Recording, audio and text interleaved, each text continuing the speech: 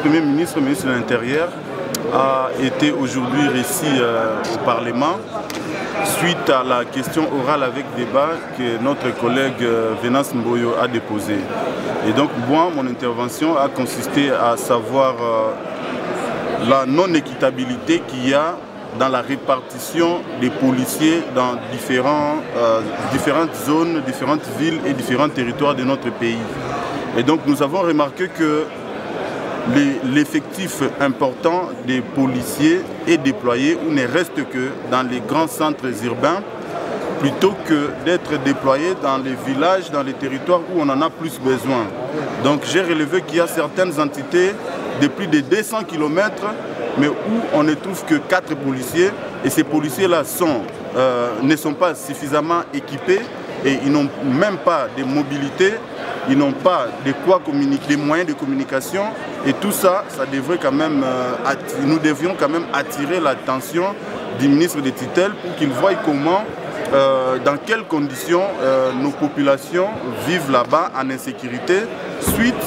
à ces manques importants d'effectifs, mais aussi suite à ces manques d'outils de la part de nos policiers. Alors la deuxième préoccupation, c'était de relever cette injustice qu'il y a dans la province du Sud Kivu, où un décret a institué 4 nouvelles villes. Donc il y a eu la ville de Kamituga, la ville de Baraka, la ville de Uvira et la ville de Chabunda qui ont été instituées par un décret. Mais à ce jour, il n'y a que la ville de Chabunda qui n'a pas encore trouvé des animateurs. Et donc, il était question d'interpeller aussi les ministres pour qu'ils reviennent un peu rétablir la ville de Chabunda dans ses droits. La ville de Chabunda qui doit déjà exister et donc elle ne peut pas exister sans animateur. Ça faisait aussi partie de nos recommandations. Mais ce qui est plus important, c'est ce que nous avons relevé à la fin. Depuis 2024 jusqu'à ce jour, notre pays reçoit des résidents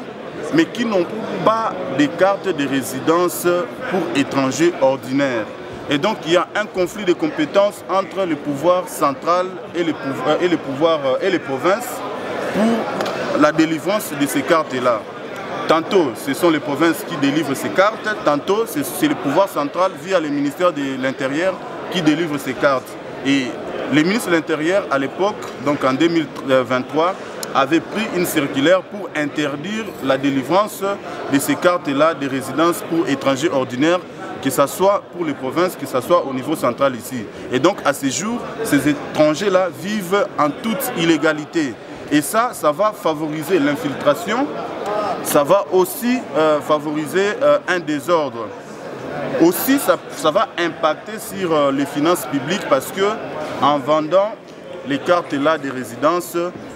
nous avons des recettes qui sont plutôt prévues dans le ministère de l'Intérieur et Sécurité. Et donc, si l'on ne vend pas ces cartes-là, alors que ça a déjà été prévu dans la loi des finances comme acte générateur qui vont nous générer des recettes cette année, si on ne les vend pas, comment est-ce que nous allons atteindre les chiffres fixés dans le budget de l'État de l'année 2025? Continuité du contrôle parlementaire à l'Assemblée nationale. Le jeudi 22 mai 2025, c'était au tour du vice-premier ministre, ministre de l'Intérieur, Sécurité, Décentralisation Affaires coutumières, d'être auditionné par la plénière de la Chambre basse du Parlement en réponse à la question orale avec débat lui adressée au sujet des arrestations arbitraires, des tracasseries policières et de la présence des éléments de la police non identifiés ou enregistrés et non pris en charge par l'État congolais. Parti d'un constat fait lors de ses vacances parlementaires, le député national Eyanga Mboyo Venance, qui s'inquiète de la dégradation de la sécurité à Kinshasa, interroge le VPM de l'Intérieur, Maître Jacquemin Chabanilouko Bangou, sur cette situation préoccupante, occasionnée parfois par les bavures des éléments de la police. Dans ce contexte de guerre imposée, où la survie de notre peuple est déjà menacée par le forces extérieures, il est inconcevable que les pratiques ignobles telles que les arrestations arbitraires, les tracasseries policières, et la présence des agents fictifs au sein de notre police viennent s'ajouter à la souffrance de notre peuple. Ces agissements de la part de ceux qui pourtant sont commis à la protection des citoyens et de leurs biens aggravent la situation et ternissent davantage l'image de notre État et de nos institutions, mais aussi de l'état des droits que nous aspirons à consolider. Répondant à ces questions qui touchent à la survie du peuple, le vice-premier ministre en charge de la sécurité intérieure rassure les élus du peuple de son implication dans la sécurisation de la population et de leurs biens. Ayant fait de la lutte contre les antivaleurs son cheval de bataille, et cela se prouve par le renforcement de capacités de déploiement des inspecteurs sur toute l'étendue du pays en vue de mettre hors d'état de nuire tout policier malveillant, le projet de loi portant réforme de la PNC, présentement à la Commission Défense et Sécurité pour examen approfondi, constitue une réponse aux questions posées, renseigne Maître Jacques-Marc Chabani. Le gouvernement de la République a initié l'opération Dobo qui se poursuit et aujourd'hui est étendue déjà sur 4 provinces. Elle est étendue concomitamment avec